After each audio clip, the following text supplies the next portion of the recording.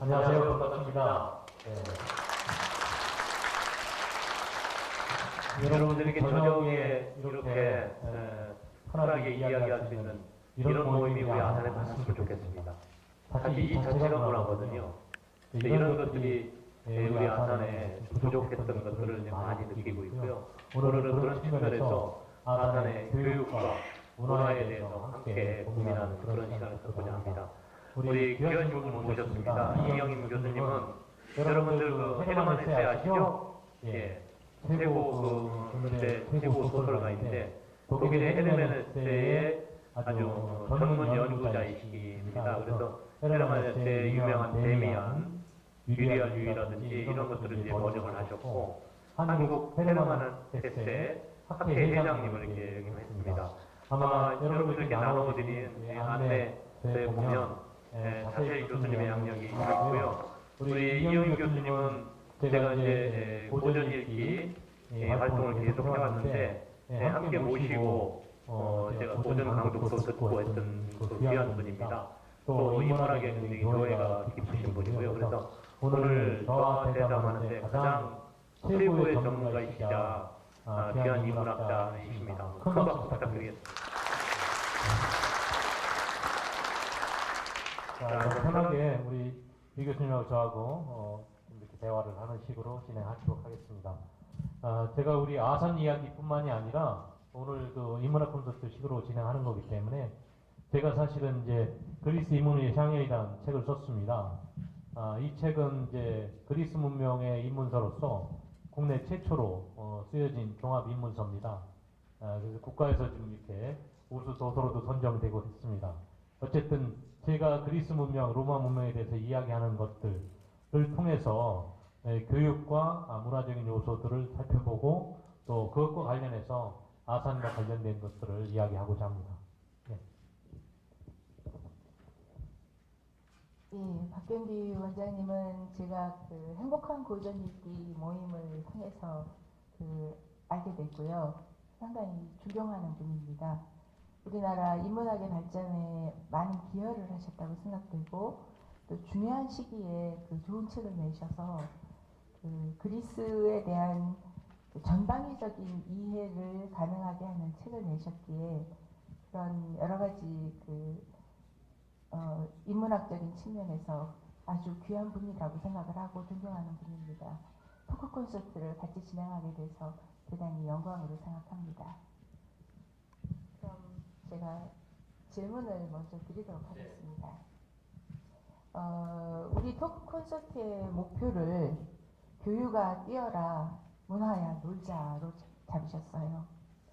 왜 이 시대에 우리에게 무엇보다 중요한 화두가 되고 있는 것을 교육과 문화라고 보셨는지 그것이 궁금하고요. 또 하나는 이 뛰어라와 놀자의 의미를 좀 더 자세히 설명해 주셨으면 좋겠습니다. 네, 감사합니다. 보시다시피 교육아 뛰어라, 문화야 놀자 이렇게 제가 주제를 이렇게 잡아봤는데요. 사실 지금 여기 계신 분들이 다 가르침을 받던 학생이자 지금은 어느덧 어린이 되고 자녀와 손자까지 다 보셨지 않습니까? 이렇게 가르침을 받아봤기도 했고 지금은 또 여러 채널을 통해서 자녀들이나 손자녀들에게 가르침을 주시고 계신 그런 인생의 선배이고 스승이기도 합니다. 그래서 우리 삶 자체가 이렇게 세대 내려가는 것 자체가 사실은 교육이라고 생각합니다. 우리 삶 자체가 교육이고요. 그래서 그 교육과 뛰어라라고 얘기한 것은 이 교육이 세대에서 세대로 계승될 때 그냥 계승되는 게 아닙니다. 전대에서 했던 것들을 자기가 소화해내고 또 한 차원 다른 창의적인 노력을 곁들일 때 한 단계 발전하게 됩니다. 그래서 교육은 곧 인간이 한 단계 진보해 나가는 것을 상징한다고 생각합니다. 우리 아산의 교육도 마찬가지로 이렇게 한 단계 업그레이드 돼야 된다라고 하는 뜻에서 제가 뛰어라라고 얘기 붙였고요. 문화야 놀자라고 했는데 놀자라는 의미는 사실은 교육에도 그대로 해당이 됩니다. 교수님도 아시다시피 그리스에서 교육이 처음으로 체계적인 교육이 생겼을 때 그 교육은 곧 놀다라는 개념이었잖아요. 예, 파이데이아라고 그러는데 그리스 교육을 그 파이데이아라는 이 어원은 그냥 놀다랍니다. 근데 그리스에서 교육을 시작할 때 교육은 노는 거였습니다. 아이들을 놀게 하는 게 교육이었다는 거죠. 과연 우리는 얼마나 잘 놀게 하고 있나요? 그 교육의 본질적 요소가 저는 논다라는 개념 속에 있다라는 겁니다. 그래서 우리가 그런 본질적인 가치를 잃어버리고 잘못 가고 있지는 않나 우리가 되돌아볼 필요가 있다고 생각합니다. 그래서 저는 교육과 문화가 긴밀하다고 생각합니다. 아까 우리 어린이들을 봤지만 이 아이들은 판소리를 교육받고 있지만 사실은 고불맹사성이나 충무공 이순신의 정신을 배우고 있는 거기도 하거든요. 그걸 배워서 판소리로 또 전달하고 있습니다. 그런데 이 아이들이 공연한 거는 그 자체가 또 문화입니다. 이렇게 우리 아이들은 교육을 받는 사람이기도 하지만 문화의 창조자이기도 하고 문화의 전달자이기도 합니다. 그래서 교육과 문화는 굉장히 긴밀하다. 그래서 놀자와 뛰어라는 서로 교우적으로도 쓸 수 있는 그런 개념이라고 생각합니다. 예, 아주 귀중한 말씀을 해주셨는데요. 오늘날 우리 한국에 있어서 교육이 저는 뛰어라라고 하셨을 때 무엇을 상기했는가 하면 도약이라는 단어를 상기했습니다. 교육이 이제는 이 우리나라 교육이 도약이 절실한 시점이라고 느끼고 있는데요. 정답을 외우는 것이 아니라 자기 삶의 앞에 놓여 있는 어떤 현상에 대해서 질문을 던지고 또 그 문제에 대해서 이것을 어떻게 해결해야 될 것인가를 고민하는 아주 어렸을 때부터 그러한 사유 방식을 키워야지만 이제 앞으로 세계화 시대의 경쟁력을 가질 수 있을 것이라고 생각을 합니다. 그리고 원장님께서 놀자라고 말씀하시는 이게 저는 문화사적으로 굉장히 의미 깊은 부분을 건드리셨다고 생각하는데요. 라틴어로 호모 루덴스라는 개념이 있습니다. 그러니까 놀이하는 인간이라는 개념입니다. 근데 왜 그러면 인간이 그냥 인간일 때가 아니라 놀이하는 인간이 그렇게 중요한가? 인간은 사실은 일상생활을 할 때는 대단히 많은 부분에 억압을 받고 있거든요. 뭐 학교에 갈 때도 그렇고 또 직장에 다닐 때도 그렇고. 그런데 자기가 좋아하는 일을 하면서 놀 때만큼은 아주 자유롭고 자연스러운 상태고 가장 즐거운 상태고 또 그렇기 때문에 창의적일 수 있는 상태가 된다는 것이지요. 그래서 이 호모 루덴스야말로 우리가 4차 산업혁명 시대를 맞고 있는데요.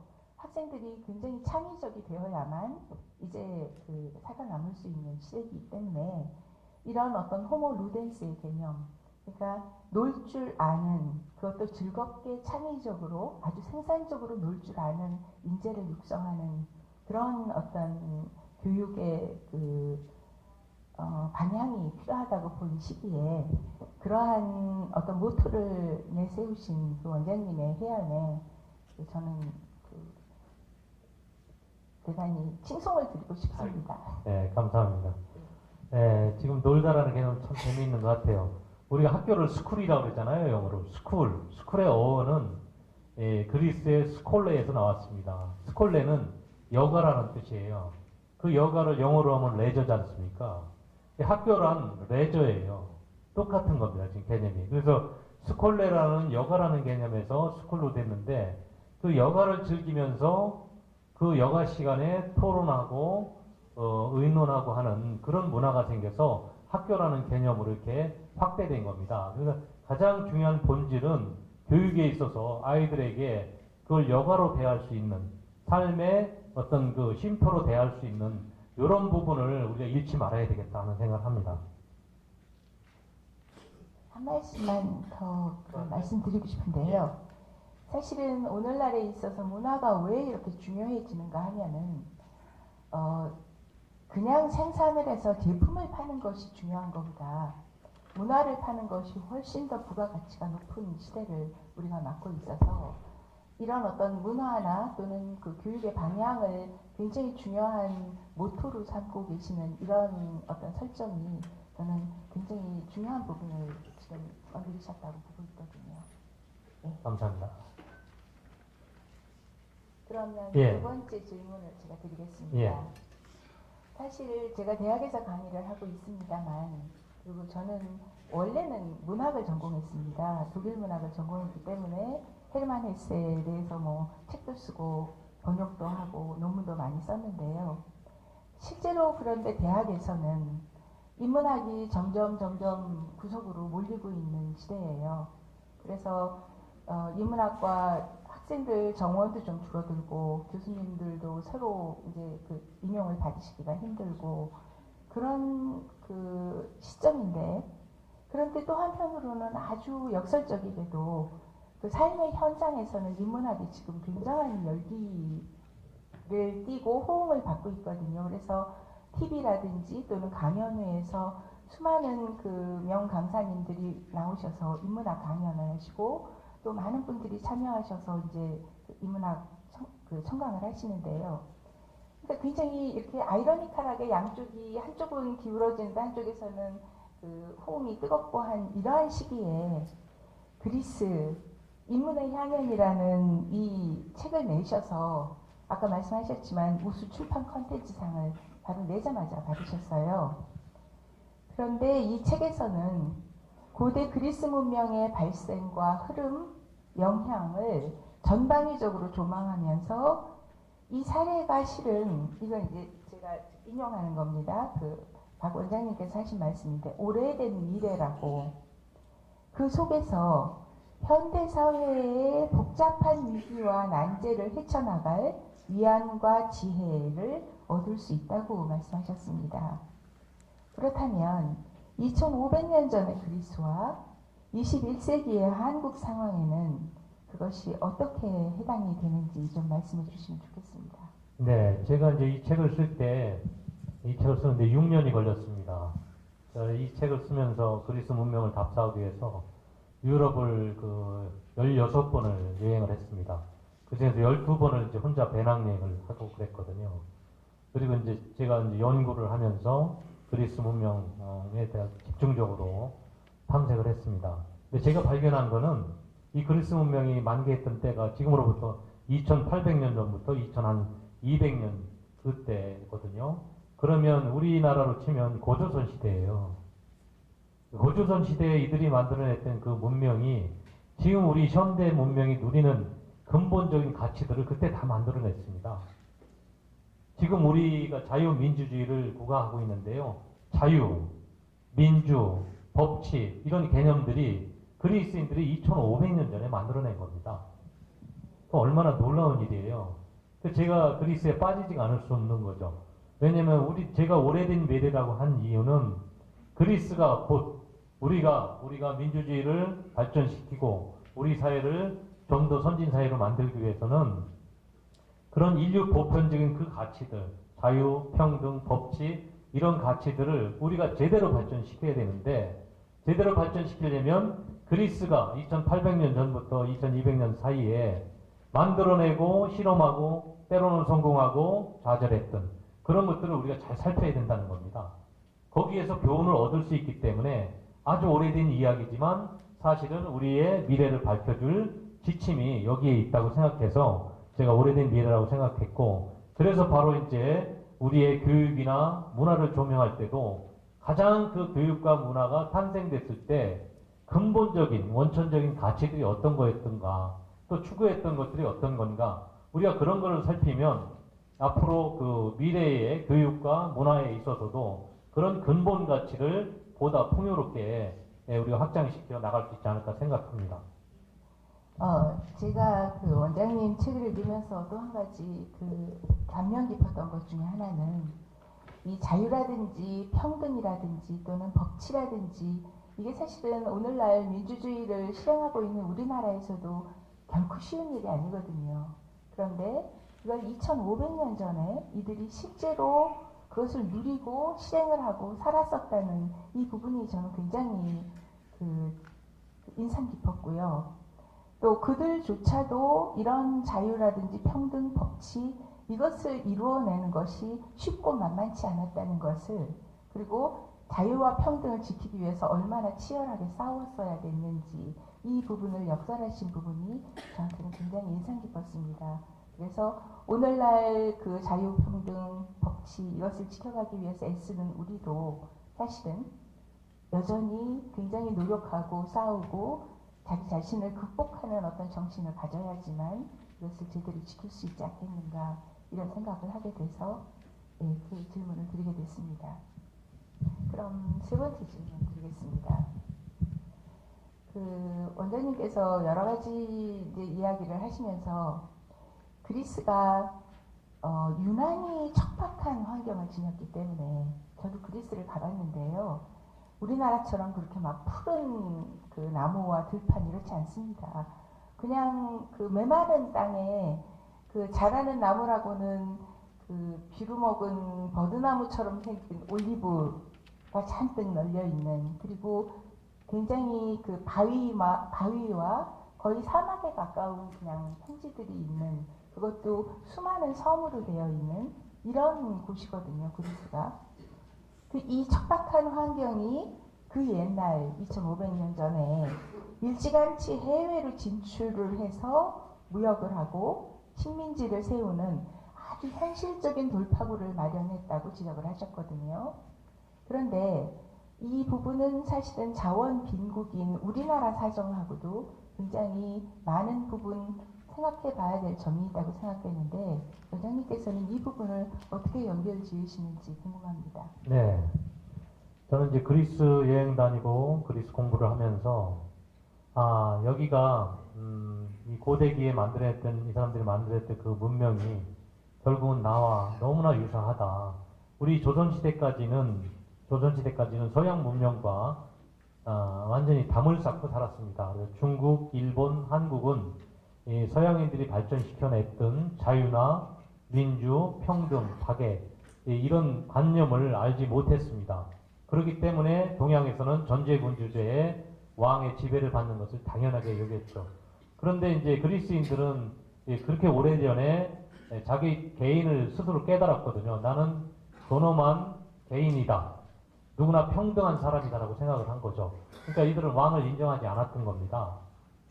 그렇게 이제 누구나 똑같은 평등한 인간이라는 생각을 했기 때문에 동등한 사람끼리 할 수 있는 것은 민주주의밖에 없는 겁니다. 그러니까 민주주의를 만들어낼 수 있었다는 것은 자유와 평등에 대한 자각이 있었기 때문에 그랬던 겁니다. 동양에서는 그거를 느낀 게 1860년대 일본은 명치유신을 통해서 그걸 깨닫게 되는 거죠. 이런 것들을 만들어냈던 사람들이 그러면 환경은 좋았을까? 어떻게 해서 그렇게 자기 존재가 존귀한 자유롭고 평등한 존재라는 걸 깨달을 수 있었을까? 근데 이 그리스인들 고대기에 보면 굉장히 환경이 안 좋았더라고요. 우리 대한민국은요, 정말 금수강산 그대로입니다. 지금도 금수강산이고요. 우리 산천 경계가 너무나 좋습니다. 저는 그리스를 가면 이렇게 척박한 땅에서 사람들이 살았다는 거, 그리고 그 아주 고귀한 관념들을 만들어냈다는 게 기가 막힐 정도예요. 근데 이 사람들이 그리스 도시 자체가 굉장히 척박한 석회암 지역으로 다 이루어진 산에 있고 나무들이 거의 없습니다. 그냥 올리브 나무들이 조금 자랄 정도의 산에 토목이 별로 없는 굉장히 그 척박한 땅이죠. 그리고 천연 자원도 없습니다. 근데 그 2800년 전이면 청동기 시대예요. 우리 청동기 시대예요. 그럼 청동기 시대에 가장 중요한 거는 이 청동기를 만드는 겁니다. 우리 고준원 시대도 마찬가지. 청동기를 만드는데 청동기를 만들려면 철과 주석이 이렇게 섞여야 돼요.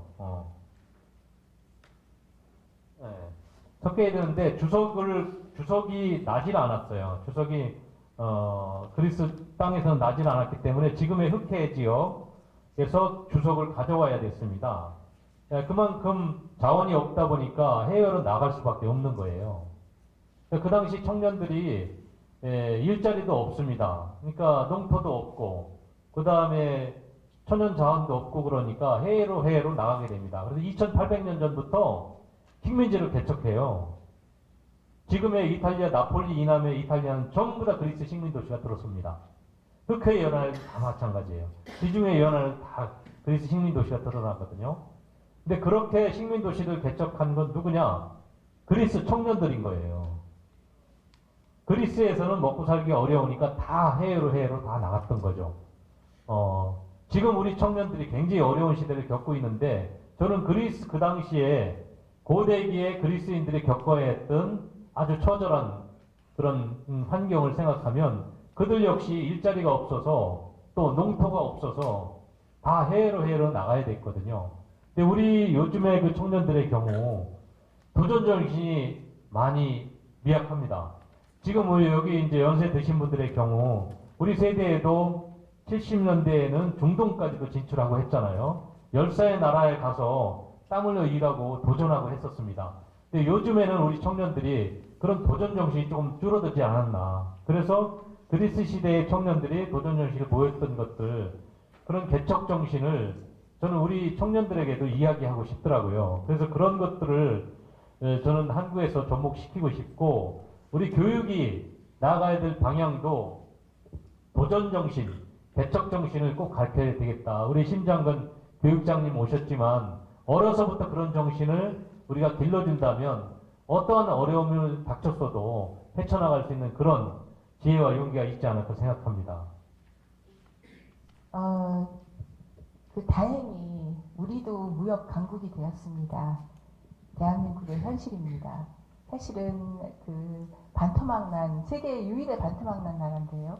이 반토막 난 나라가 그 무역이나 경제 규모나 아니면 우리가 뭐 올림픽 치렀습니다만 올림픽에서 거둔 승리나 이게 대단한 그야말로 도약을 하고 있다는 생각을 하고 있거든요.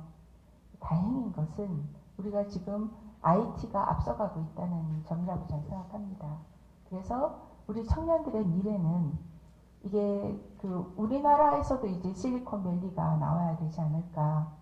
그리고 이미 아산에 그 삼성의 세계 최대의 그 LCD 단지가 들어와 있고요. 이런 여러 가지 측면을 고려해 볼 때 우리가 그럼 세계로 들고 나가서 이제 그 또다시 그 큰 규모로 무언가를 해볼 수 있는, 팔아볼 수 있는 아주 그 부강한 나라가 될 수 있는 아이템은 무엇인가를 사실은 미리 고려를 하고 이걸 교육에 도입을 해서 고급화해야 될 것 같은데, 그래서 제가 아산 시청에 이쪽 들어가서 찾아봤습니다. 그랬더니 아주 어린 학생들서부터 그러니까 초등학교, 중학교에 이제 벌써 코딩 교육을 시작하고 있다고 제가 찾아봤어요. 근데 이 코딩이라는 것이 그 소프트웨어를 만들고 그 스스로 만들어보고 지우고 그 다시 개발을 하고 뭐 하는 이거를 할 수 있는 기초 교육이라고 합니다. 근데 이게 지금 서방의 뭐 덴마크라든지 핀란드라든지 노르웨이라든지 대단한 선진국에서 아주 어려서부터 시키는 교육을 우리가 벌써 시작을 하고 있고, 이런 측면에서 부지런히 노력을 하면 우리도 그 세계로 나아가는 이 길이 점점 넓어지고 청년들의 희망이 그 훨씬 좀 확실해지지 않을까, 그런 희망을 가져봅니다. 원장님. 네. 지금 우리가 조금 빨리 해야 될 것 같은데요. 뒤에 해야 될 게 많아서. 예, 알겠습니다. 빨리 진행하도록 하겠습니다. 신과 인간이 한데 어우러지는 그리스 신화의 독특한 구조가 그리스 문명의 개화에 한몫했다고 지적하셨습니다. 그 이유를 좀 더 자세히 설명해 주시죠. 여러분들 아마 그리스 신화는 다 아실 거예요. 로마 신화, 그리스 신화 아실 텐데, 신화 이야기 보면 신들이 신이라면 완전 무결하고 아주 고결해야 되지 않겠습니까? 근데 그리스 신들은 그렇지가 않아요. 우리 인간들하고 똑같습니다. 협작도 하고 간음도 하고 폭행도 하고 온갖 범죄도 막 서슴지 않거든요. 이렇게 신이 인간과 똑같은 그런 악행도 하고 선행도 하는데, 다른 거는 인간은 필멸의 존재고 신은 영생의 존재라는 거죠. 그것만 다르죠. 그런데 그리스 신들은 인간적 면모를 다 가졌어요. 사실은 그 신은 인간이 만든 겁니다. 그리스인들은 신들을 인간이 필요해서 인간이 할 수 없는 영역에서 신들이 해내는 것을 보고 싶은 거죠. 말하자면 자기가 할 수 없는 것들을 신을 통해서는 할 수 있는 거죠. 신은 자신의 능력을 무한대로 확장시킬 수가 있거든요. 그래서 그리스 신화가 주는 그 교훈은 인간도 신처럼 최선을 다해서 노력하면 신의 탁월함을 닮아갈 수 있다라는 그런 겁니다. 우리 여러분들 그 어르신들 경우 우리도 신을 많이 모셨어요. 저희 어머님이 모신 신이 누군지 아세요? 아마 여기 계신 분들도 많은 신들을 모셨을 텐데 우리 어머니들이 최고로 모신 신이 조왕신이에요. 그렇죠? 조왕신, 우물가, 그 다음에 부엌, 그 다음에 장독대에 늘 정한수를 떠놓고 기도드리잖아요. 그 기도드리는 신이 조왕신이에요. 근데 조왕신이 어떻게 생겼는지 우리 모르잖아요. 그죠? 근데 조왕신이 모른다는 것, 조왕신이 어떻게 생겼는지 모른다는 것은 우리 한국 사람들은 신이 어떻게 생겼는지 알고자 하지 않았고 신을 내 삶 속으로 바로 끌어들이지 않았어요. 신은 신의 영역이 있고 나는 나의 영역이 있는 거예요. 그런데 그리스인들은 신을 인간의 세계로 끌고 온 거죠. 그래서 신들을 인간과 똑같다고 생각하고 인간과 똑같은 행위를 하게 한 거죠. 그래서 신과 인간이 똑같다는 생각을 했습니다. 그렇게 생각하면서 그 대신 뭐냐면 신으로부터 신이 보이는 여러 가지 탁월한 역량을 통해서 자신의 인간이 자극을 받게 되는 거죠. 자기가 할 수 없는 것을 꿈꾸게 하고 신을 통해서 꿈꾸게 하고 도전하게 하고 그래서 그리스 신이 그리스인들의 다양한 분야의 열정을 자극을 합니다. 그래서 회화라든지 건축, 그 다음에 조각 이런 등등의 문화예술 분야를 굉장히 활발하게 하는 게 신을 찬미하고 신을 따라가려는 노력들이 여러 분야의 문화예술을 기능시키는 거예요. 스토리도 만들어내고 그러니까 그리스인들은 아주 스토리텔러의 아주 대가라고 할 수 있습니다. 근데 우리는 신과의 러브 스토리도 없잖아요. 근데 이제 제우스 신은 무한히 많은 러브 스토리 많이 만들어내지 않습니까? 근데 지금 조왕신과의 러브 스토리가 있을 수가 없어요. 왜냐면 우리가 신을 어떻게 생겼는지 상상하지 않았기 때문에 우리의 삶으로 끌어오지 않았기 때문에 그래서 저는 우리 문화를 부흥시키기 위해서는 우리도 무언가 숭배하고 숭상하고 따르려고 노력하는 그런 영웅이 필요하지 않나. 그리스 시대에는 그런 영웅이나 신들이 있었기 때문에 인간의 삶을 풍요롭게 하고 문화예술이 풍성하게 이렇게 발생할 수 있었다 생각합니다. 우리 현대에도 우리 아산에도 영웅을 만들어내야 됩니다. 그 영웅은 또 뒤에 있습니다. 또 이 얘기를 나누도록 하겠습니다. 네, 그러면 그 다음 질문을 드리겠습니다. 그리스 인문교육의 특징, 유아와 청소년 교육의 수단, 이처럼 교육에서 추구했던 이 그리스인들의 핵심 가치는 무엇인가요? 현재 우리 교육에 주는 시사점은 또 무엇인지 말씀해 주십시오. 네, 그리스인들 교육은 정말 그 전 세계적인 교육의 모델입니다. 그래서 그리스 교육하고 로마 교육을 전인 교육의 표본이다 이렇게 얘기하고 있습니다. 그래서 모든 나라들이 이제 그런 교육을 따라서 하려고 하고 있는데 사실 그 전인 교육을 따라하기 굉장히 어렵습니다. 우리 심장근 교육장님은 저하고 중학교 동창이에요. 그런데 저보다 3살이나 많은 형님이에요. 제가 중학교 때 고전반에 들어서 우리 심장근 교육장님하고 고전을 공부했거든요. 중학교 때 고전을 공부했던 게 제 평생에 제 삶을 만들었습니다. 그 이후로 계속 고전을 공부했고 이제는 청년들에게 고전을 가르치는 왜냐하면 제가 그때 입었던 그런 수혜를 이제는 청년들에게 돌려줘야 된다라고 생각해서 고전운동을 계속했던 겁니다. 그런데 우리 지금 교육을 보면 그 고전을 읽는다는 것은 결국은 아주 거인들의 어깨 위에 올라서는 겁니다. 거인들이 성취한 거를 그야말로 쉽게 빌어서 배우는 거거든요. 그런데 우리 교육이 과연 그런 거장들의 어깨에 올라가는 그런 시도나 그런 교육이 이루어지고 있는가? 저는 초등학생은 초등학생에게 맞게, 중고등학생에게 맞게 그런 교육이 이루어져야 된다고 생각합니다. 저는 그래서 정말 인문학 도시를 만들고 싶어요. 인문학 도시를 만들고 싶습니다. 그러면 교육이 달라집니다. 그리고 그 아이들이 자라나서 정말 된 사람이 될 가능성이 높습니다. 된 사람, 난 사람도 필요하지만 된 사람이 중요하다고 생각합니다. 된 사람을 만들어내면 교육을 실패하지 않는다. 예, 저는 그렇게 생각합니다. 동감합니다. 그럼 이제 문화 분야로 넘어가서 질문을 드리겠습니다. 어떤 사회가 이루어낸 성취의 축적이고 구성원들의 희로애락이 쌓여서 만들어내는 이 모든 것들이 총체적으로 그 사회의 문화가 됩니다. 그러니까 세계 고금의 여러 문화가 있지만 현대 문명이 직결되는 영향을 가장 많이 준 것이 바로 그리스 문명이라고 생각되는데요. 그리스 문명이 창출해낸 문화 예술의 특질은 무엇이라고 보십니까? 예, 그리스가 아주 다양한 분야의 문화예술을 꽃피웠는데요. 그렇게 꽃피우게 된 배경은 앞서 말씀드렸다시피 개개인의 창의성과 자유를 굉장히 존중했습니다. 결국 문화예술을 꽃피우게 하는 것은 가장 중요한 것은 개개인의 창발성, 창의성을 자극하고 마음껏 발휘하게 하는 것. 이게 바로 문화예술을 꽃피우게 하는 토대입니다. 그래서 우리 교육이 고등학교까지는 세계에서 최고의 교육입니다. 왜냐하면 암기식으로 교육을 하죠. 전 세계적으로 수학 경시대회, 과학 경시대회, 각종 경시에 나가면 대한민국 고등학생들이 다 쉽습니다. 자, 그런데요. 대학에 들어가고 나서는 어떨까요? 대학 그 이유는 어떨까요?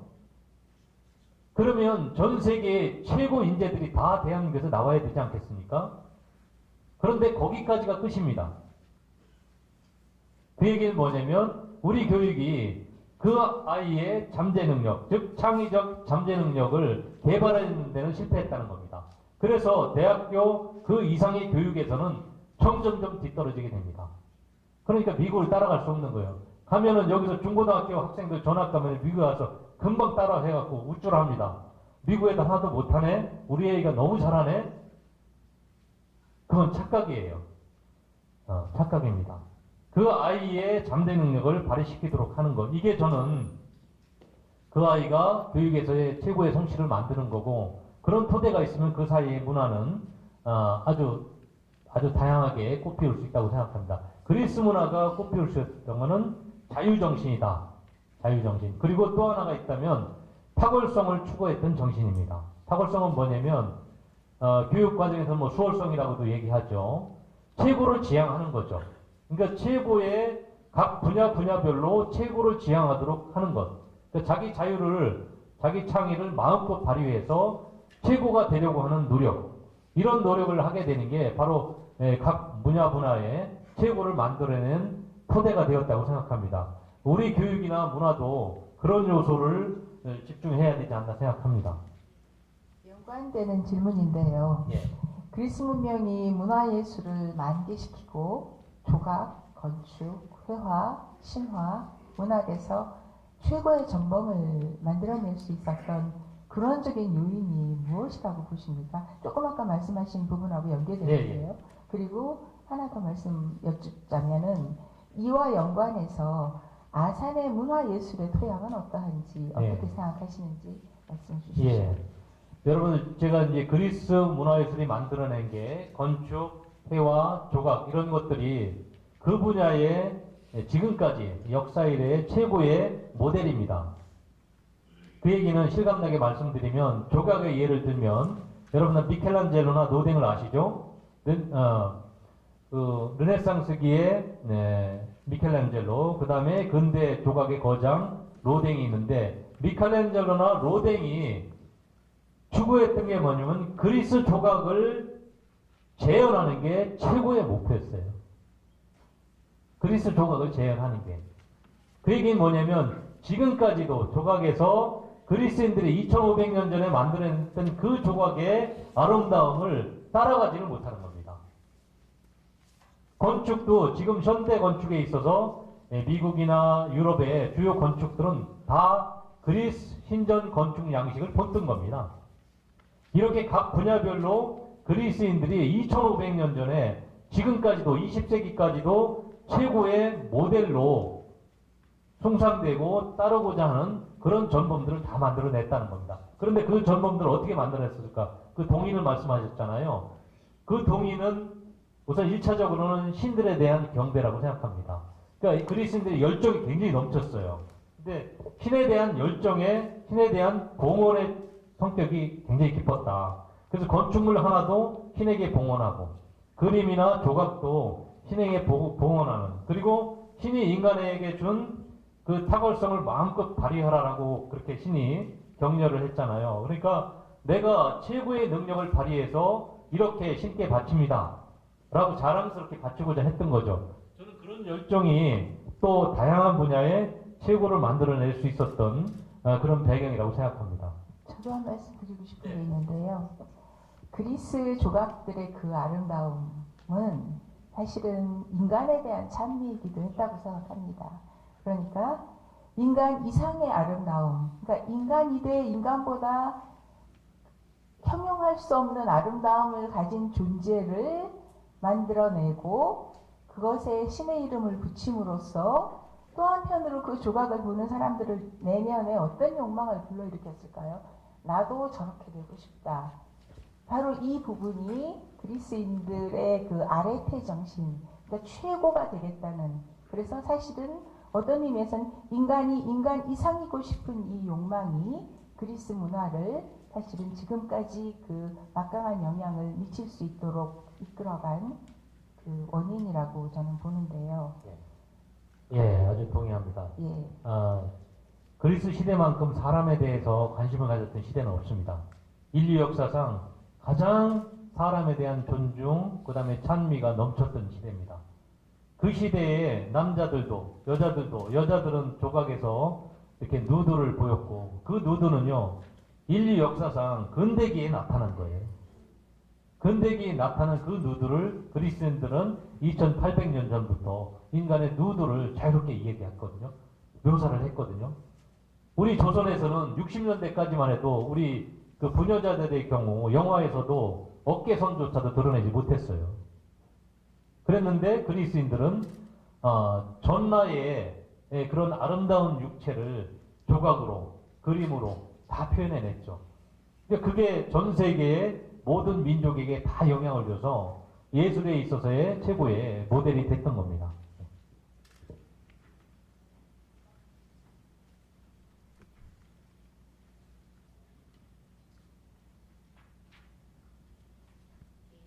다시 신화하고 연결이 됩니다. 그리스 문화 예술이 만개하는데 올림푸스 12신과 신화, 영웅들에 대한 숭배도 한몫했다고 하셨습니다. 일상에서 숭배의 대상을 잃어버린 현대에 문예 부흥을 다시 어떻게 일으켜낼 수 있을지 말씀해 주십시오. 네, 저는 이 부분에 대해서 굉장히 고민을 많이 하고 있습니다. 아산의 문예 부흥을 어떻게 이끌어낼 것인가. 아산은 이제 살만한 도시입니다. 어느 정도 살만한 도시입니다. 그런데 문제는 이제 이 살만한 것만 가지고는 안 됩니다. 어떻게 여유롭게, 풍요롭게 사느냐입니다. 어떻게 사느냐가 더 중요한 이런 시점에 왔습니다. 그런 부분을 채워줄 수 있는 게 문화라고 생각합니다. 특히 아산은 이제 젊은 도시가 되고 있고요. 젊은이들이 많이 들어오고 있습니다. 그래서 지금 국내적으로도 또 전 세계적인 그런 조류나 유행 이런 것도 바로 우리가 느끼고 또 추구하고 그럽니다. 그래서 이제는 이 문화에 대한 갈증을 해소시켜 줘야 됩니다. 그렇지 않으면 아산은 이 덩치만 커져서는 덩치 커지는 게 좋은 건 아닙니다. 이 적정한 도시 성장 관리가 굉장히 필요하고 그 도시에 얼마나 윤기가 흐르게 하느냐, 사람들의 마음이 얼마나 풍요로우냐, 그 다음에 다른 사람들의 관계, 이 공동체를 어떻게 따뜻하게 만드느냐, 이게 더 중요하다고 생각합니다. 그게 바로 이제 바로 문화라고 할 수 있겠는데요. 그리스인들이 아주 융성했던 시기에는 이 영웅들이 많았습니다. 신에 대한 찬미, 영웅들에 대한 찬미, 이런 숭배가 그들의 많은 부분을 자극을 해서 다양한 최고의 전범들을 만들어냈습니다. 그럼 우리 아산에는 그러한 요소들이 없을까요? 저는 있다고 생각합니다. 아산에도 저는 그래서 아산에 문예부흥을 일으킬 수 있는 그런 자극이 될 수 있는 씨앗들이 무엇이 있을까? 그 씨앗들을 싹을 트게 해야 되겠다. 저는 많이 있다고 생각합니다. 아까 제가 공연을 고불 맹사성과 충무공 이순신을 한 것도 그 한 부분입니다. 충무공 이순신은 우리나라뿐만이 아니라 전 세계적으로 걸출한 인물입니다. 저는 충무공을 그냥 무인으로만 보지 않습니다. 저는 오히려 충무공에 매료된 게 저는 인간적 면모에 더 매료됩니다. 저는 인간 충무공을 더 존경합니다. 23전 23승이 더 중요한 게 아니라 저는 이순신의 품성을 배우고 싶습니다. 제가 어려서부터 초등학교, 은봉 초등학교 다닐 때도 충무 유년대를 했어요. 그 충무 정신을 아주 그걸 따르려고 노력을 했습니다. 중학교, 고등학교 때도 마찬가지입니다. 고등학교 때는 충무수련회에 들어가서 학도곡단 간부였기 때문에 충무수련회 일주일 들어가서 또 배우려 했습니다. 그 충무에 대한 연구는 제 개별적으로 해서 제가 2015년까지는 군부대의 장성들, 장교들을 대상으로 해서 이순신 리더십 강의를 다녔습니다. 저는 이순신 장군의 면모를 느껴보려면 여러분들 난중일기 읽어보셨겠지만 이제는 완역본이 다 나왔습니다. 난중일기 나왔는데 난중일기뿐만이 아니라 이순신 장군의 인간적 면모를 보려면 한묵첩이라는 게 있습니다. 이순신 장군이 쓴 편지를 모아놓은 것. 그건 거의 잘 안 읽으시는데요. 거기 보면 정말 인간적으로 정말 매력적인 분이구나. 훌륭한 분이구나. 그런데 그런 부분이 덜 알려져 있습니다. 이순신 콘텐츠는 우리 아산의 중요한 역사문화 자산입니다. 하지만 어떤 것들이 중요하고 어떤 것들을 키울 것인가를 찾아내는 데는 식견이 있어야 됩니다. 이순신 장군을 어떻게 바라보는지, 어느 부분을 키워나가고 이게 우리 아산에서 또 아산을 넘어 우리 대한민국에서 그리고 세계적으로 어떤 교본이 될 수 있는가라는 것을 저는 그리고 있습니다. 또 그뿐입니까? 고불 맹사성이 있습니다. 맹사성의 경우에는 예약을 다 두루 섭렵한 최고의 어떤 선비이자 또 예술가이기도 했고 그 다음에 교육자이기도 했습니다. 또 아주 탁월한 행정가였습니다. 우의정, 좌의정을 다 역임하면서 세종을 뒷받침했습니다. 이렇게 탁월한 행정가이자 예술가이자 교육자의 사상이나 또는 발자취를 제대로 조명을 못하고 있습니다. 또 그런 것들을 우리가 계승하고 발전시키는 소프트웨어가 없습니다. 저는 이렇게 훌륭한 자산들이 있는데 이렇게 훌륭한 영웅들이 있는데 우리가 숭배하고 따르고 활용할 수 있는 영웅들이 있는데 왜 그걸 못할까? 그 바라보는 관점이나 살려나갈 그런 컨텐츠가 없기 때문에 그렇습니다. 저는 그 부분에서 우리의 무형자산인 이 많은 그 현인들의 그런 이야기들을 콘텐츠화하고 교육과정 속에 또 우리 행정에 접목할 수 있는 부분을 찾아 나가려고 합니다. 제가 한 가지 말씀드리고 싶은 거는 우리는 이순신 장군을 우리나라의 그야말로 그 성스러울 정도의 훌륭하신 장군님으로만 기억하고 있지 않습니까? 그런데 사실은 세계 역사에서 보면 이순신 장군께서 하셨던 그 전략이라든지 아니면은 그 작은 그 군대를 이끌고 그 대첩을 치루었을 때 이 모든 모습을 보게 되면 카르타고의 한니발이나 아니면 알렉산더 대왕 못지 않습니다. 그런데 한니발은 사실은 그 자기 군대를 이끌고 다니면서는 왕처럼 할 수 있었던 장군이었고 알렉산더야 뭐 말할 것도 없이 그 스스로가 왕이었기 때문에 마음대로 할 수 있었지만 이순신 장군님을 보게 되면 그 알아주지 않는 죽음 밑에서 백성은 핍박을 받고 있는데 그 고민과 그 서러움과 그 아픔이 얼마나 짙었을지를 저는 그 중학교 때 아마 국어책에서 교과서에서 본 것 같은데요. 그 기억하십니까? 한산섬 달발만에 예. 한번 수루에 올라앉아. 여기 있네요. 긴 칼 옆에 차고 깊은 시름 하는 차에 어디서 일성호가는 남의 애를 끝나니. 근데 어렸을 때 그걸 읽으면서 가슴이 막 저릿저릿하게 아픈 거예요. 왜냐하면 이 그 혼자서 달밝은 밤에 수루에 앉아서 그 고민이 어떤 고민일지 나중에 역사를 배우고 나니까 얼마나 힘들었을까, 얼마나 외로웠을까, 얼마나 고독했을까. 그러니까 그때 그 고민은 내가 나가서 죽을 것이냐 말 것이냐, 죽음을 무릅쓰고 나가야 되는데 그 죽음을 무릅쓰고 나간들 또 귀양 갈지도 모르고 뭐 그 모든 것을 생각할 때 왜 이순신 장군님이 카르타고의 한니발이나 알렉산더보다 더 위대한지 그 부분이 너무 절절해서 예, 제가 사족을 붙였습니다. 네. 질문이 이제 몇 개 안 남았습니다. 문화예술을 꽃피우기 위해서는 문화 애호 정책도 중요하다고 하셨습니다. 그리스 시대의 문화예술에 대한 국가적 지원은 어떠했는지 좀 말씀해 주시고요. 아산의 상황은 어떻고 또 어떤 방향으로 나아가야 한다고 보시는지요? 네. 그리스 이제 문화예술이 굉장히 꽃피었는데 그냥 꽃피운 게 아닙니다. 우선 개인적인 창의적인 그런 예술가들의 노력도 있었지만 국가적인 지원이 굉장히 많았습니다. 예를 하나 들어볼까요?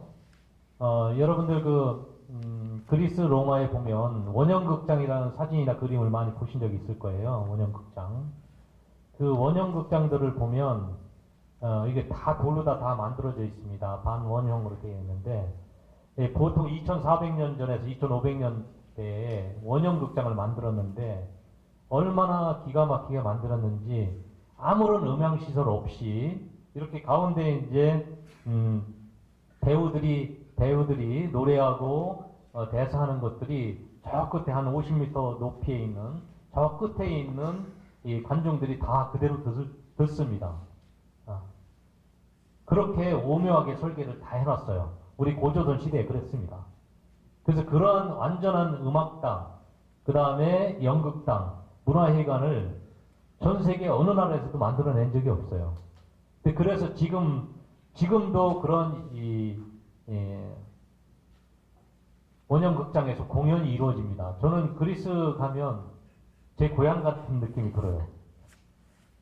마음이 편해집니다. 내가 생각하고 고민했던 구석구석들 하니까 너무나 자주 가니까 그냥 제 고향 같아요. 그리고 제가 거기서 느끼는 것들을 다 어떻게 하면 내가 대한민국에서 어떻게 하면 접목해서 행정에 접목하고 그 다음에 교육에 접목하고 어떻게 이거를 전달을 할까? 자라난 청소년들에게 청년들에게 어떻게 전달할까? 늘 그 고민을 합니다. 근데 그런 아주 최첨단의 그런 원형극장 같은 것들 그냥 세워지지 않았습니다. 누가 다 세웠을까요? 국가 혼자 힘으로 한 게 아니라 문화를 사랑하는 부호들이 다 돈을 냈습니다. 그러니까 결국 시민들이 만들어낸 겁니다. 시민들이 다 기부를 통해서 어마어마한 극장들, 지금 같으면 그 극장을 전 국가에 총력을 다해서 건설하기 힘든 그런 이 원형 극장, 그 다음에 스타디움 이런 것들을 다 만들어냅니다. 거기에서 공연과 스포츠가 이루어진 거죠. 그래서 올림픽이 시작됐던 겁니다. 올림픽 경기장도 다 부호들의 기부로 대부분 이루어집니다. 자, 그렇게 문화를 사랑하는 사람들의 그 헌신적인 노력과 창의적인 개인들의 노력이 결부됐기 때문에 문화가 형성될 수 있었습니다. 그걸 우리 한국에 접목을 해본다면 우리 한국은 어떤가요? 자, 대기업들도 사회적 책임을 한다고 하면서 많은 부분을 지역사회, 국가에 기여하는 활동을 합니다. 근데 우리 지역사회에도 그런 게 더 필요하다고 생각합니다. 지금 우리 정종호 문화원장님 계시지만 늘 고민하십니다. 예산이 없고 무슨 사업을 하려고 해도 예산 걱정을 하셔야 됩니다. 아주 옹색한 곳에 있습니다. 문화원도. 33만 도시의 문화원이라고 보기에는 굉장히 초라한 곳입니다. 우리 대한민국 전체도 그렇지만 우리 아산은 도시에 걸맞는 문화 인프라가 너무나 부족합니다. 문화회관이 없습니다. 정말 예술의 전당 하나도 없습니다. 이 33만 도시에. 저는 너무나 안타까움을 느낍니다.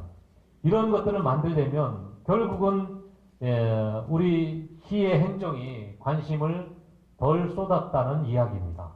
그리고 우리 지역 내에서 그러한 요구와 갈증이 또 부족했다라는 겁니다. 그걸 만들어내는 원동력이 부족했다라는 겁니다.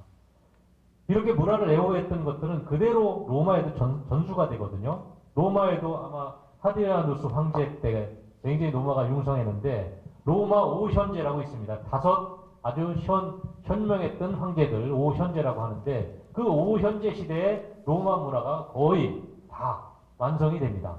근데 5현제들이 다 누구나 했던 게 뭐냐면 문화를 최고로 했습니다. 문화 융성을 했기 때문에 그 시대는 아주 모든 분야에서 황금기를 누렸던 거죠. 그리고 그 문화를 사랑했던 사람들이 그리스 문화도 다 사랑하면서 그리스 문화를 복원하고 그런 노력들을 했습니다. 우리 아산은 옛 것들을 얼마나 우리가 찾아서 복원하고 있나요? 또 옛 것들에서 얼마나 우리가 중요한 콘텐츠를 찾아서 현대화해서 우리의 문화 요소로 만들고 있나요? 우리는 그런 부분이 너무 미약했다. 또 그런 걸 읽어낼 수 있는 통찰과 식견이 없었기 때문에 그런 게 아닌가. 또 우리 아산 상황은 굉장히 지금 문화 인프라에 있어서 또 문화 콘텐츠에 있어서 굉장히 빈약한 상황이다. 저는 이런 분야를 획기적으로 개선하지 않으면 의식주의 해결만으로 살 수는 없습니다. 우리 아산이 이제는 풍요로운 삶이 있어야 된다.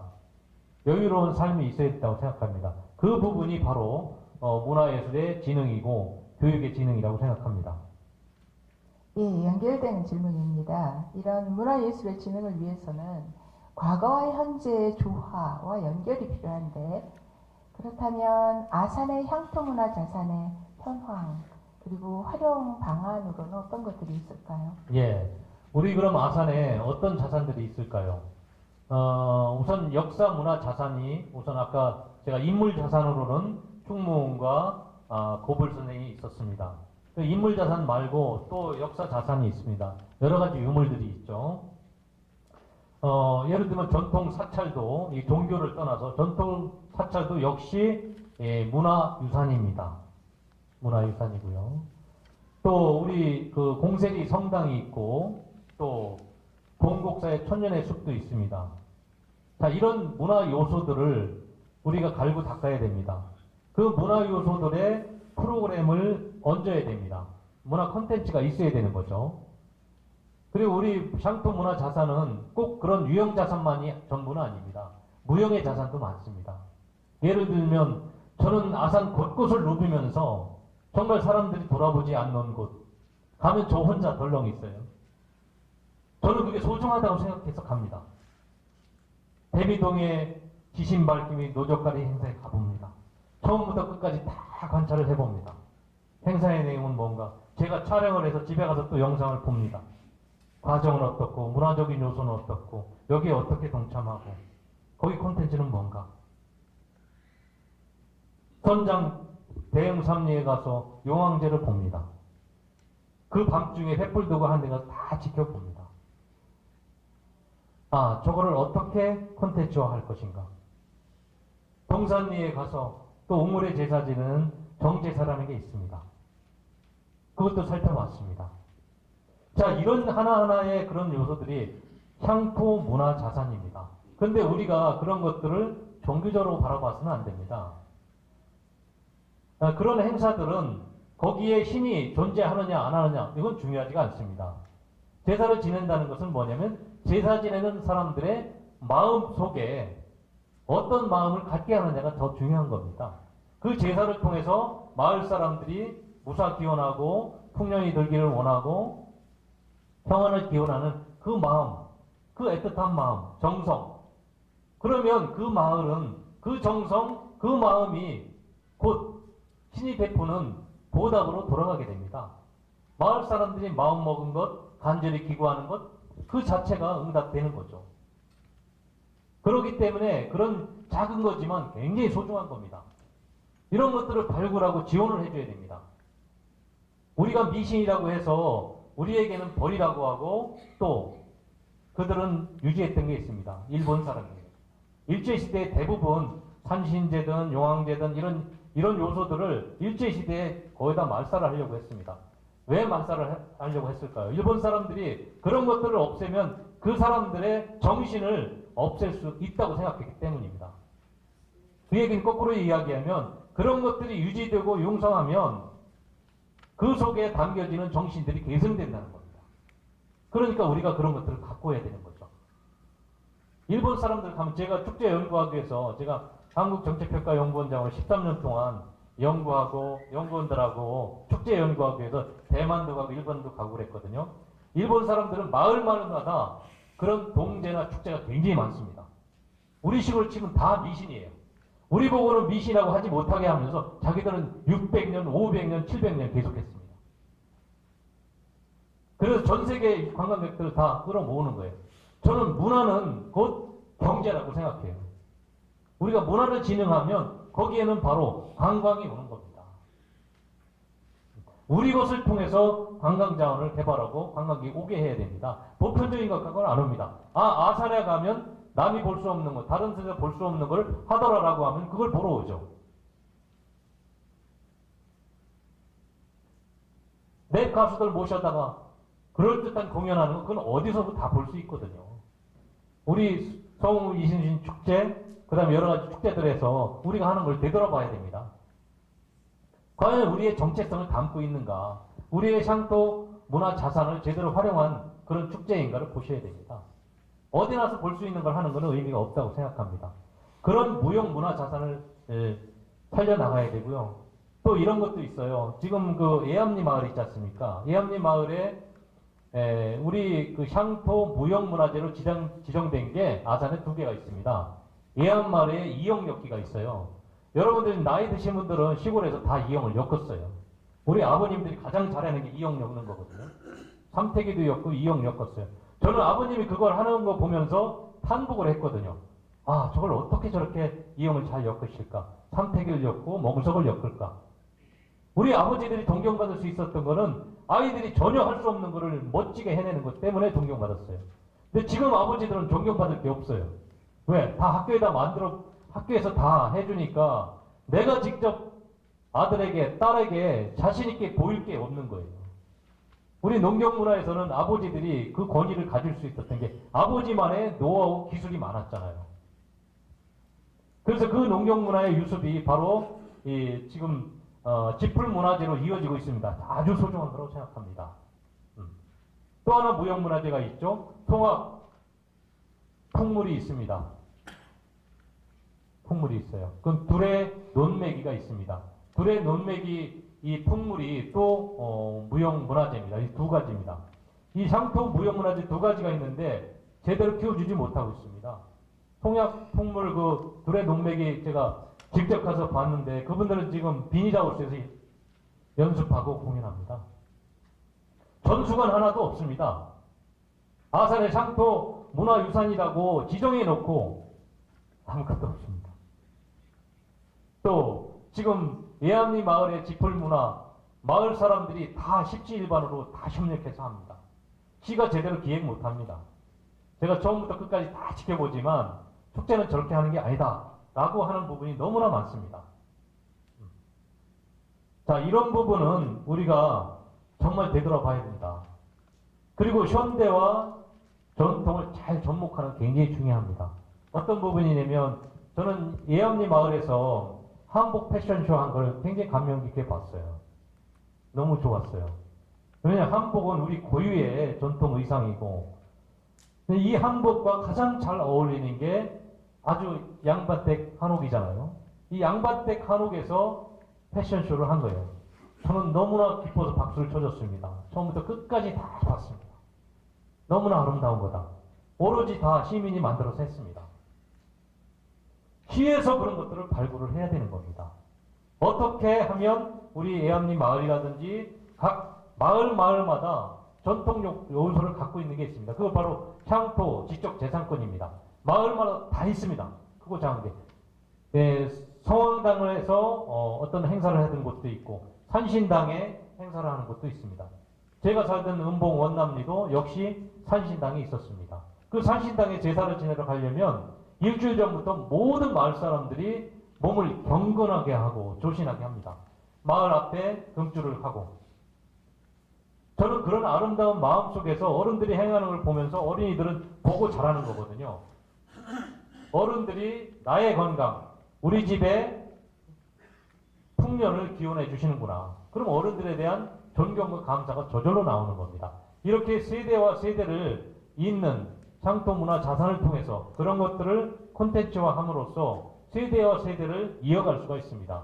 그 전통과 현대를 잘 접목시키면 바로 우리 어른들도 존경받고 아이들은 어른들을 또 존경하게 됩니다. 또 우리는 당당하게 후대들에게 가르쳐 줄 것이 생겨납니다. 이렇게 해야만이 문화가 끈끈하게 계속 이어지는 겁니다. 여러분들 문화라는 게 한자로 쓰면 그럴 문자하고 될 화자잖아요. 그러니까 인간이 문자를 만들어서 기록으로 남기면서 드디어 문화라는 말을 쓸 수 있게 된 겁니다. 즉 개명이 되는 거죠. 자, 그런데 이 문화라는 것은 지금은 굉장히 폭넓어졌습니다. 단순히 글로만 남기는 것, 이렇게 글로만 남기는 것만이 문화가 아닙니다. 우리가 행위하는 것, 관습, 생각, 동네에서 어떤 의식, 이런 것도 바로 문화인 거죠. 문화를 굉장히 폭넓게, 다양하게 우리가 이해하고 그런 것들을 진행해야 된다고 생각합니다. 제가 한 가지 굉장히 인상 깊게 본 것은 원장님이 이런 어떤 우리의 옛날 전통에서 나오는 이 어떤 문화적 자산을 세계적인 것하고 네트워킹하는 생각을 가지고 계시더라고요.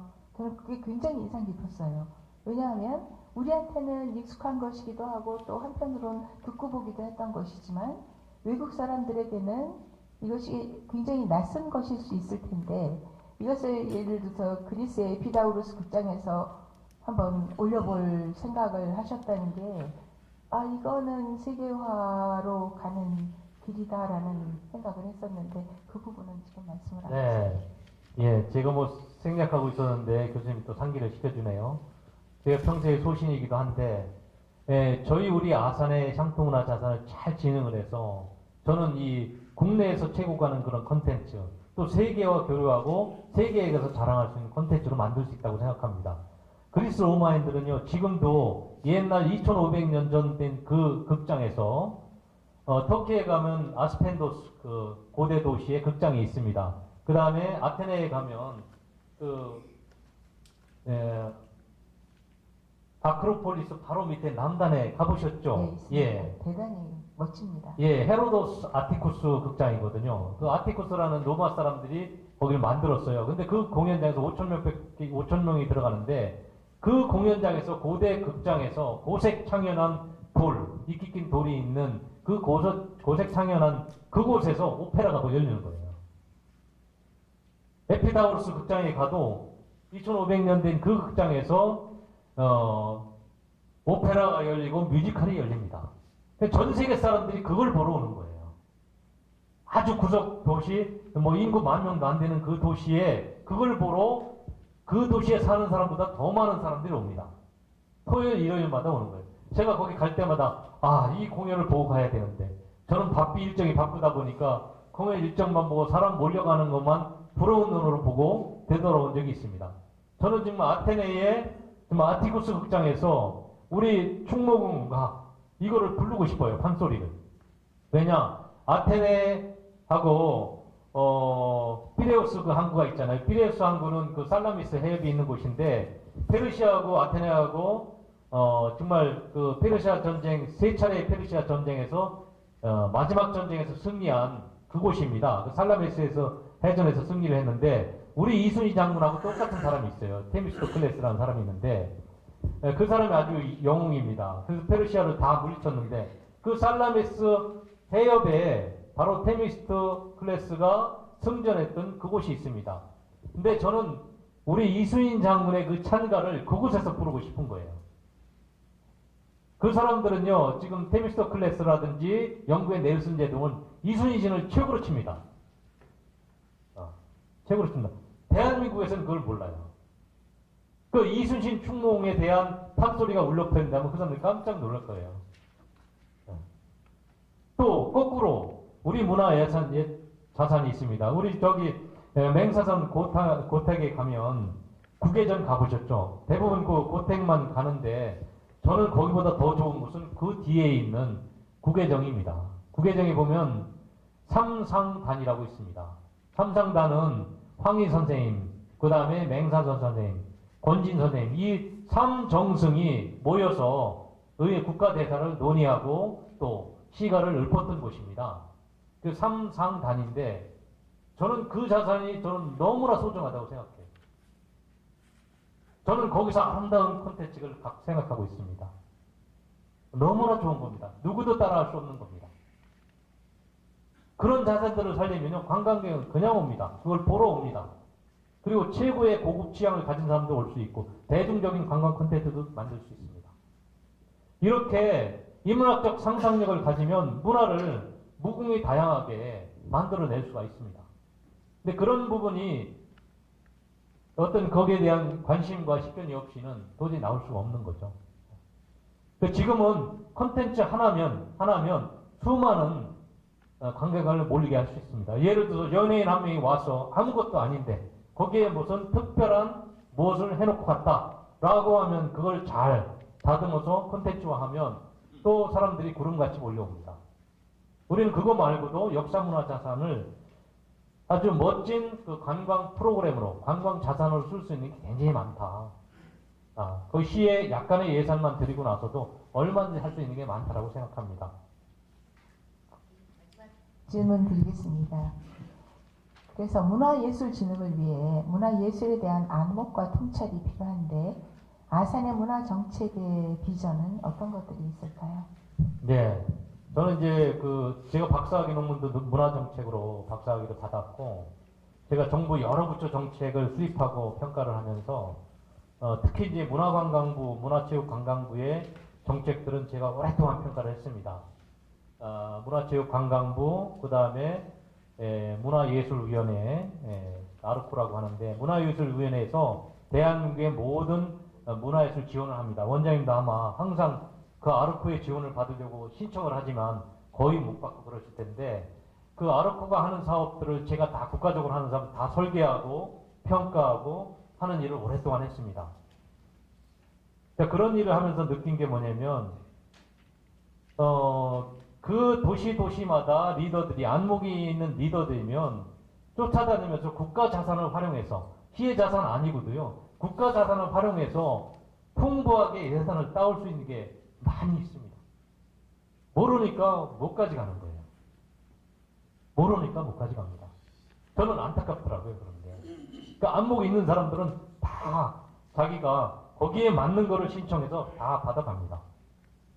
자, 그래서 문화예술을 진흥하려면 아산시의 자산만 가지고는 어렵습니다.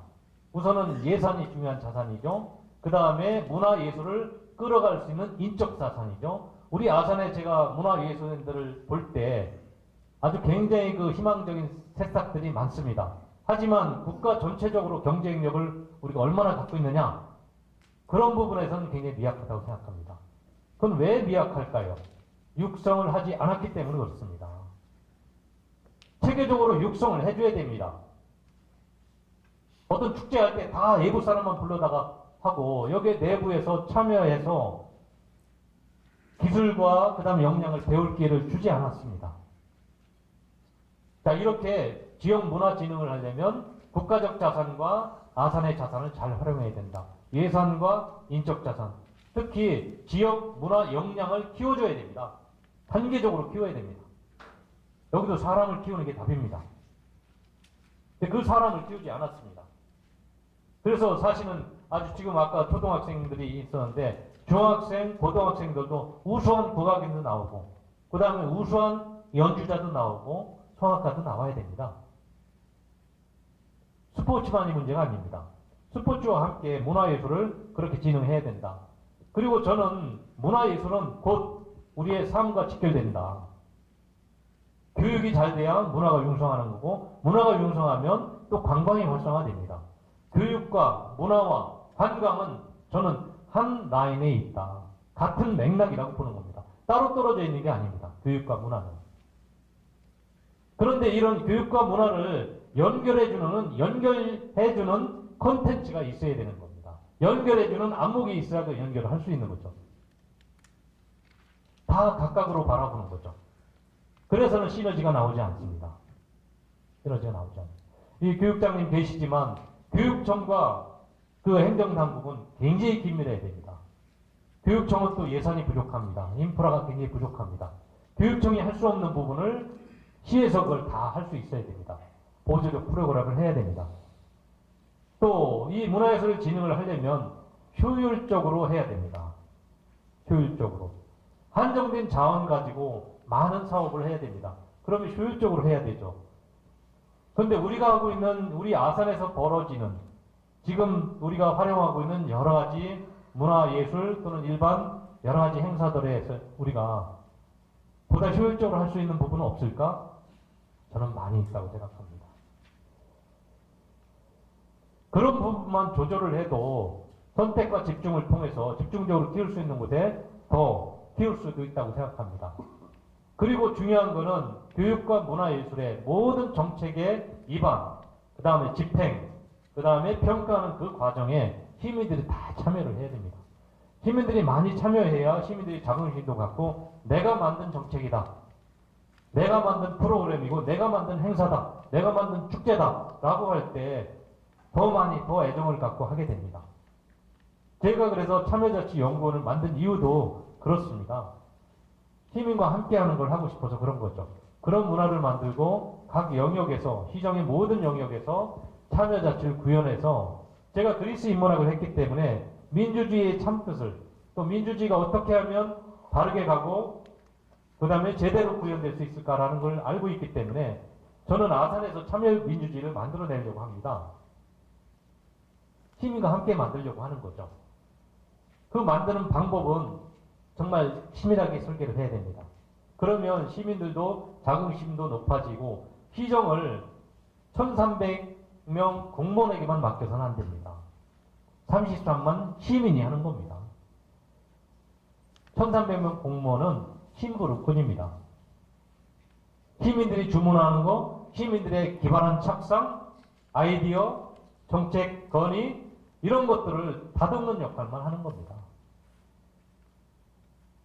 그래서 저는 시정의 리더들 또는 지역사회 리더들이 정말 역할이 굉장히 중요하다고 생각합니다.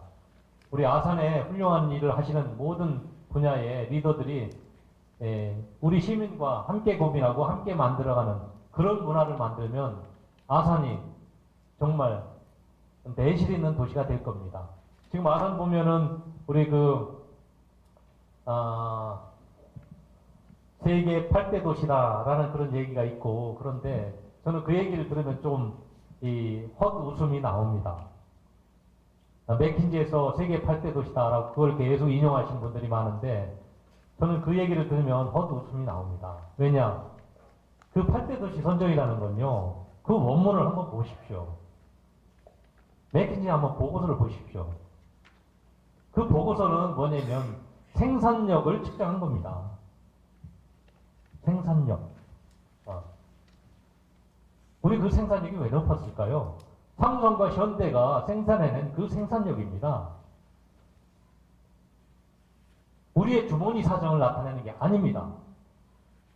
우리가 세계 8대 부유한 도시가 아닙니다. 생산이 부유하다고 그건 부유한 게 아닙니다. 그걸 오도하고 있는데요. 전혀 그렇지 않습니다. 우리 아산은 내실 있게 성장하려면 로컬로도 우리 대한민국에서도 5위 안에 먼저 들어야 되고요. 세계 10대 도시가 되려면 까마득합니다. 도시다움을 갖추려면 여러 분야에서 고르게 발전해야 됩니다.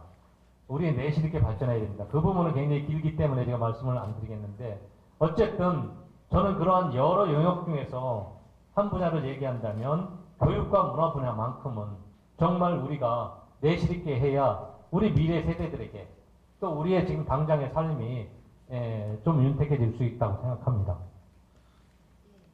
그 말씀해 주신 가운데 이 로컬한 아산의 문화를 글로벌하게 만들기 위해서는 무엇보다도 각 분야의 전문가들의 네트워킹이 중요하다고 말씀하신 이 부분이 사실 굉장히 중요한 방향이라는 생각이 말씀을 듣다가 언뜻 들었습니다. 예, 긴 시간 좋은 말씀해 주셔서 감사합니다. 네, 감사합니다.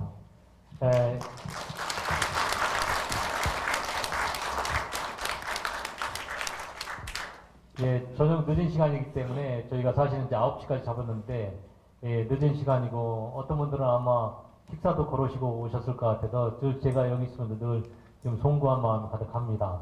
어쨌든 저희가 짧은 시간이지만 우리 아산이 교육과 문화에서 어떤 부분이 달라져야 되고 어떻게 나아가야 되는가 우리가 좀 고민을 해봐야 되지 않나 생각합니다. 오히려 저보다 더 많은 오랫동안 고민을 해보셨을 겁니다. 저는 제가 바라보고 제가 배우고 제가 느낀 것들을 고민을 하고 있습니다만은 더 시민들의 많은 다양한 고민들을 제가 받아서 제가 생각하는 것들을 더 많이 다듬어야 된다고 생각합니다. 저는 그런 점에서 부족함을 계속 채워나가고 있습니다. 시민 여러분께서 애정을 가지시고 우리 아산을 발전시킬 여러 가지 아이디어와 조언을 주시면 저도 제가 갖고 있는 역량을 다 발휘해서 아산 발전을 위해서 큰 기여를 하도록 노력하겠습니다. 장시간 동안 경청해 주신 여러분께 진심으로 감사드립니다. 감사합니다.